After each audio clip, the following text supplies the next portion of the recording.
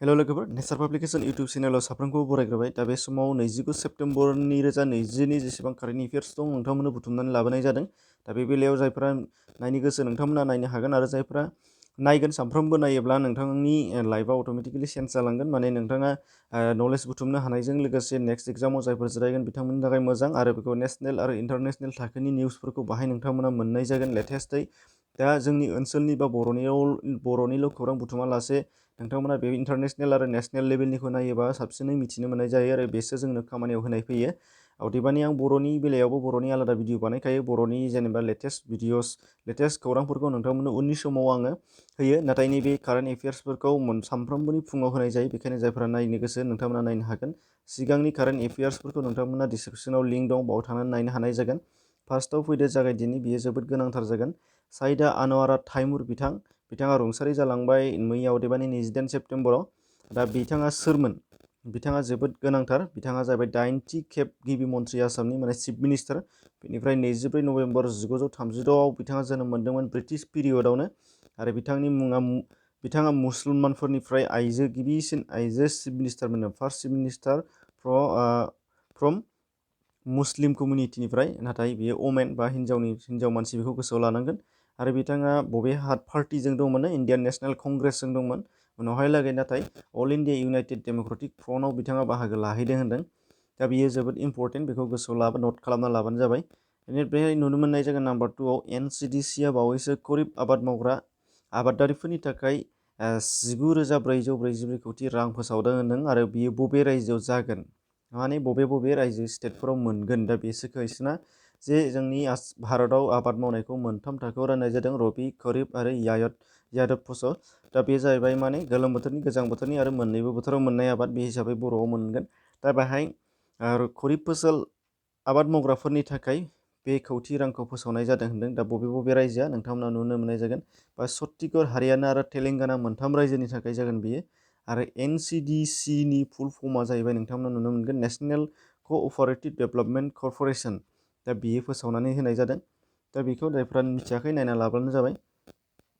Number 3आव नुनो मोननाय जागोन बावैसो union ministry of health and family वेलफेयारनिफ्राय हर्षवर्धन, बे मिनिस्टारा हर्षवर्धना union ministry of health and family वेलफेयारनिया, बेखौ नोंथांमोना मिथिखागौ।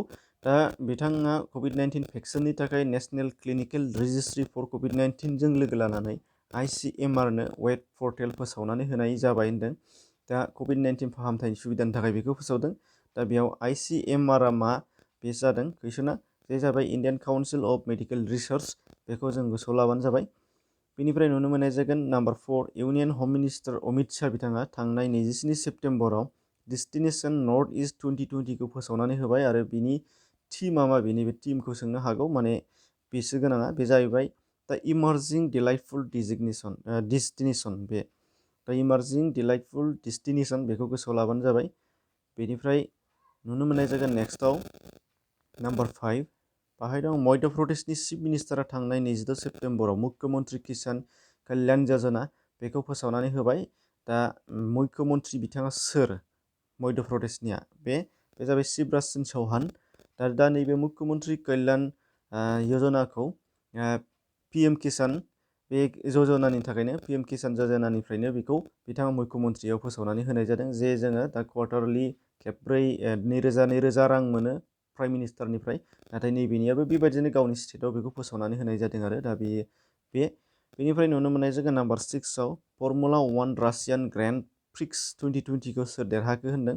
बे जाहैबाय भल्टेरी बट्टास, बिथाङा देरहानानै दङ। आरो बिथाङा फिनलेण्डनिमोन। आरो बिथाङा 27 सेप्तेम्बराव बे देरहानाया जादों। आरो बेयो मोनसे गोनांथार। बेनिफ्राय नुनो मोननाय जागोन नाम्बार 7आव दङ वर्ल्ड रेबिस डे। बेखौ माला फालिनाय जायो होनदों। बियो वर्ल्ड रेबिस डेआ जाहैबाय 28 सेप्तेम्बर। आरो बिनि थीमा देग्लायनिया 2020निया जागोन इन रेबिस कलाबरेट भेक्सिनेट। बेखौ गोसोआव लाबानो जाबाय, नट खालामनानै ला।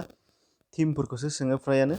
बेनिफ्राय नुगोन भारत सोरखारा फैगौ 2025 मायथाइनि गेजेराव पाब्लिक हेल्थ केयार स्पेन्डिंखौ बांहोनो थाखाय GDPनि 1.15%निफ्राय 1.15% बबेसिम बांहोखो होनदों। बे जाहैबाय 2.5% बांहोनायनि थांखि लादों फैगौ 2025 मायथाइनि गेजेराव। दा GDPनि फुल फर्म नोंथांमोना मिथियाबा नुनो मोनगोन ग्रस डमेस्टिक प्रडाक्ट। बेनिफ्राय नुनो मोनगोन नाम्बार 9 आव भारतनि बीर भागत सिं, साफ्रोमबो मिथियो, फिल्मबो दङ, बायदिसिना बयबो नायखायो। दा बेनि बार्थ एनिभार्सारि फालिदोंमोन 113थि। दा बेखौ सोंनो हागौ 2020सिमाव भारतनि बीर भागत सिंनि बार्थ एनिभार्सारिया बेसेबांथि खेबमोन होनबा 113थि। बेनिफ्राय बेखौ फालिनाय जायो। बिथांनि जोनोम साना 28 सेप्तेम्बर, बेखौ गोसोआव ला। बेनिफ्राय बिनि जोनोम आरो जायगाफोरखौ नायबानो जाबाय। बिनि जोनोम 1907 ब्रिटिश पिरियडनि। बेनिफ्राय आगुनि बोखावजायै पान्जाबनि लाइलापुर डिस्ट्रिक्टआव बियो जोनोम जादोंमोन। बेनिफ्राय नुगोन बावैसो भारतआ इन्टेलेक्सुवेल प्रपार्टि राइट्सखौ बांहोनो थाखाय बबे हादरजों गोरोबथानि सहि होखो होनदों, बे जाहैबाय डेनमार्क। आरो डेनमार्क हादरनि प्राइम मिनिस्टारा जाबाय मिट्टी फ्रेडिक्सन, बेखौ नाय। बेनिफ्राय केपिटेल क'पेनहेगेन, बेनिफ्राय कारेन्सिया जाबाय डेनिश क्रन, बेखौ गोसोआव लाबानो जाबाय।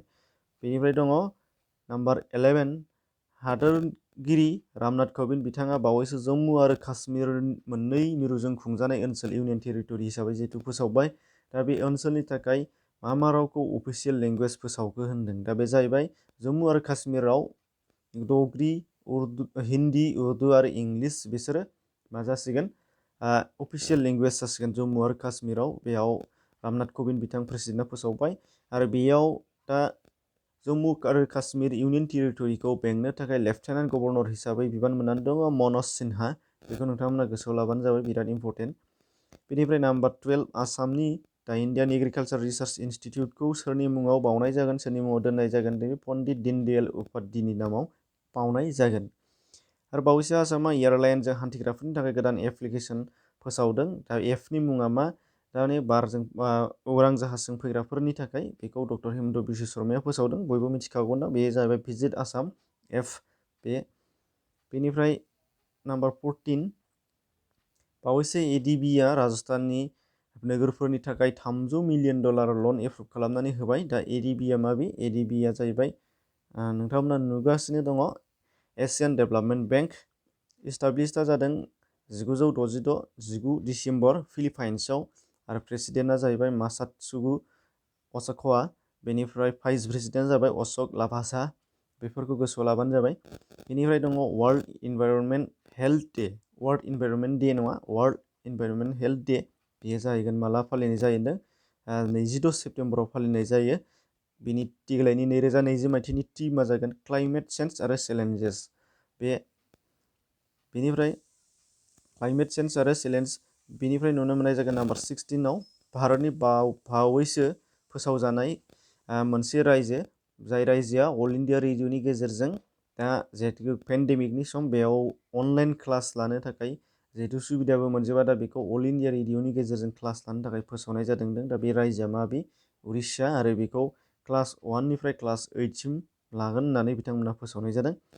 आरो बेनिफ्राय दङ लास्टआव नाम्बार 17आव वर्ल्ड हार्ट डेखौ माला फालिनाय जायो, बे जाहैबाय दिनैनि बा 29 सेप्तेम्बरखौ फालिनाय जायो। दा बेखिनिमोन, जोब्बाय। जायफोर नोंथांमोना नायाखै, नोंथांमोना सिगांनि भिडिअफोरखौ नायनो गोसो दंबा बा सिगांनि पस्टखौ नायनो गोसो दंबा डिसक्रिपसनाव लिंक दं। आरो नैबे वेब पेजनि लिंकखौबो नोंथांमोननो डिसक्रिपसनाव होनाय जादों। बेजों थांनानै जायफोरा नायगोन, नांगौबा नट खालामनांगौबा बेयाव थांनानै आरामसे नायनानै लिरहैनो हानाय जागोन। बे जाहैबाय नेचार पाब्लिकेसननिनो वेब पेज, बेयाव थांनानै नायबानो जाबाय। आरो बेखौबो पस्ट होखायो, नोंथांमोना नुबाय थाखागोन, नायबाय थायोबा नुखायोखा। एसेनोसै, गोजोन्थों।